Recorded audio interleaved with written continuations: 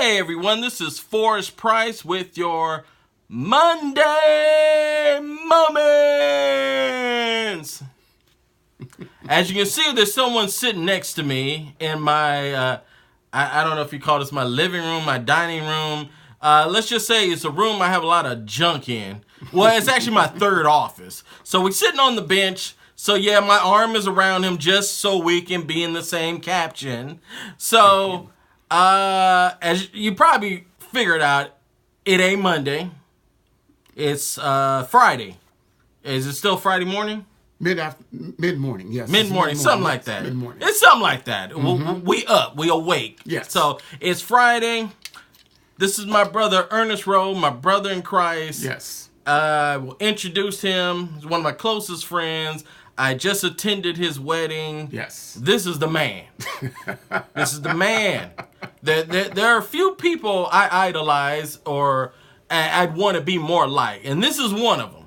Because he can do stuff naturally that I have to think of first to do. Yeah, I'm still working on myself. Where I see something, I have to think about it first. This man just reacts. And I wish I had that inside of me. I'm working on it. I'm praying on it. And hopefully one day I'll get there. Mm-hmm. All right. So we're a minute and a half in it. You know I only got 15 minutes. So what you come over here to talk about today? Well, today I came over here to talk to you about the protection of women. There was a documentary I watched last week on Jamaica Thompson. Now she's a minister in L.A. Well, what did you say? Tamika? Jamaica. So if someone was looking it up, how would they spell it? Jameka. Okay, Jamaica. Jamaica. All right, Jamaica, continue. okay? It almost sounds like Tamika, but it's Yes. Jamaica. She was the biggest drug lord in South Central L.A. The biggest. And, I mean, she's worth millions of dollars. Well, what got to me was that her boyfriend later on, kind of snitched on her. And next thing you know, she winded up in prison, and he did not wind up in prison. So my question to many of us as black men, how are you willing to protect your woman or not? Because most women will go to jail for their man. Some will. Some women will. Some will. Some will. Okay? Some won't. Some won't. Now let me ask you. What's that? Was the brother was he associated with the same crimes as she was? Oh, yes. Associated with the same thing.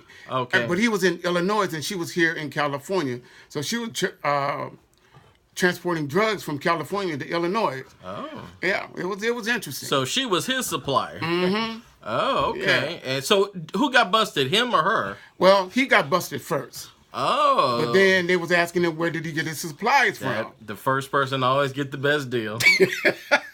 That is quite true. But my thing is now today is, are we protecting our women? Are we just letting them go or letting them do anything that they feel like doing? And the reason why I bring this up, because I have been to the jailhouse many a times. I see more women at the men's prison than I see men at the women's prison. And a lot of times the women are left there all alone in prison. So they have to defend themselves and everything else. And while we as men are on the outside, do we ever go to the women's prison to, let's say like if you had a girlfriend or whatever, or even a wife, would you go and check on her every now and then? And I want everyone to see how extreme these cases are, because most of the men prisons are way up north. And I mean, past San Francisco, past Oakland, and most of the women prisons, I think there's only 2, are down south, which you have easy access to. Mm-hmm.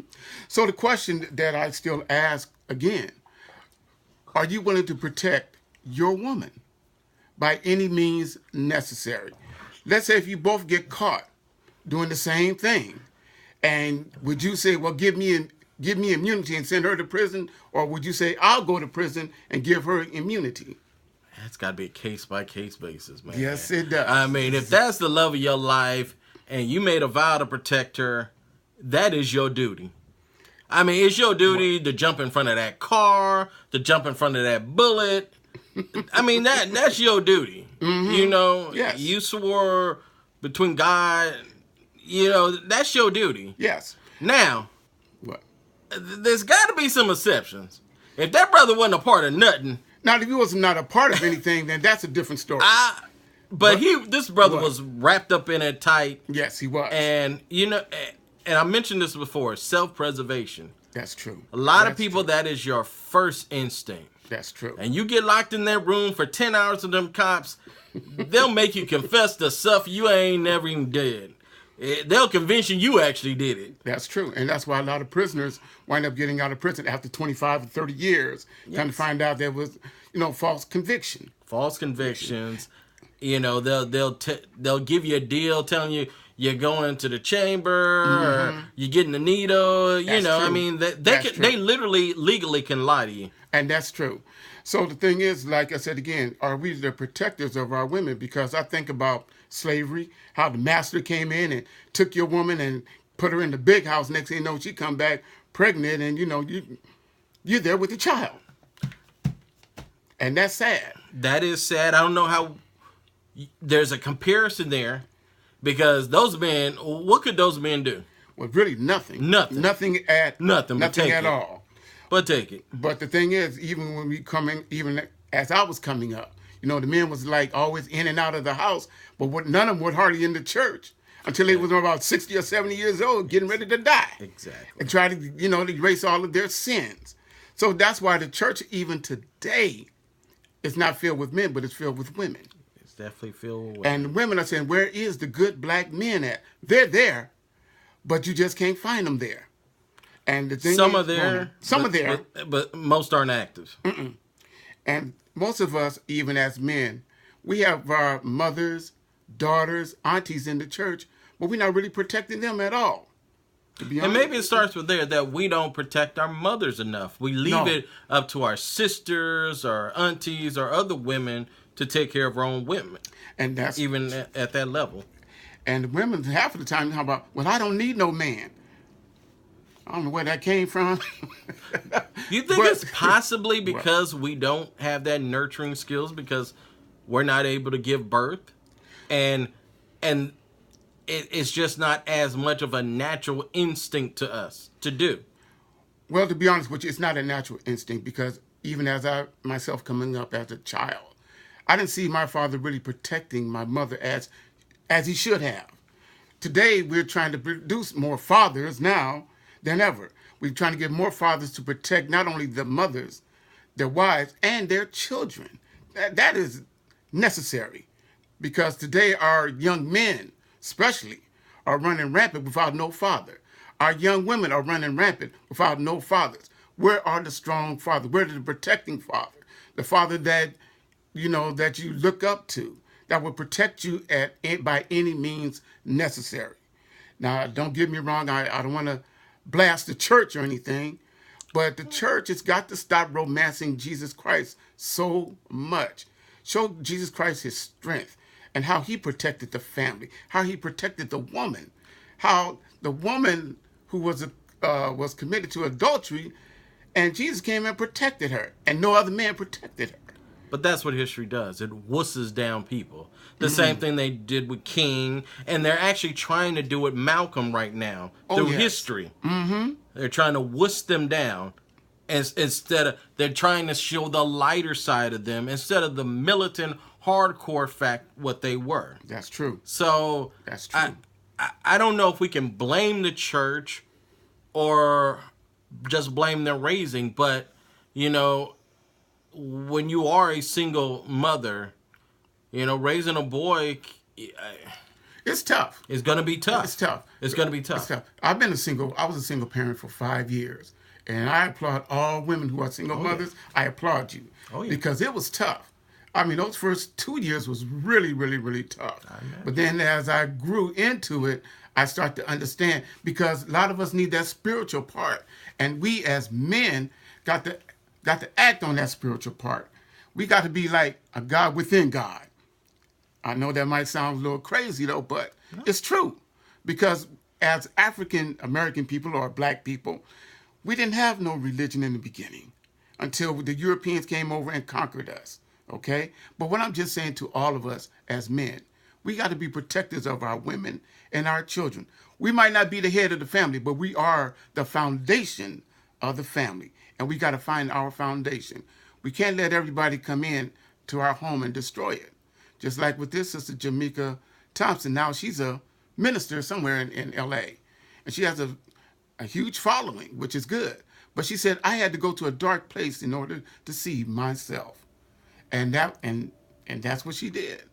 And we as men got to be protectors of our women and of our children. Well, I mean, she served her time, correct? Yes, she did serve her time. She served her time. And she accepted responsibility. Yes. And I'm assuming her preaching is her repentance Yes, it to is. what she did. Yes, it so is. everyone deserves a second chance. And everyone thank you. Deserves forgiveness. Yes. And, you know, no matter what you do, you can still somehow become a role model. Now, What? I can't let you get away with that conqueror statement. They ain't conquered nothing. They rolled up and enslaved us. They ain't conquered nothing. There was no battle. No, it wasn't no battle. So, Let me say this. Let me say this, because I had a conversation with my wife last week about this. I said the Europeans, what they did was they rounded up all the prostitutes in Europe, sent them over there to Africa, and what did they do? They gave us the white woman, rum, and a cigar, and that was it.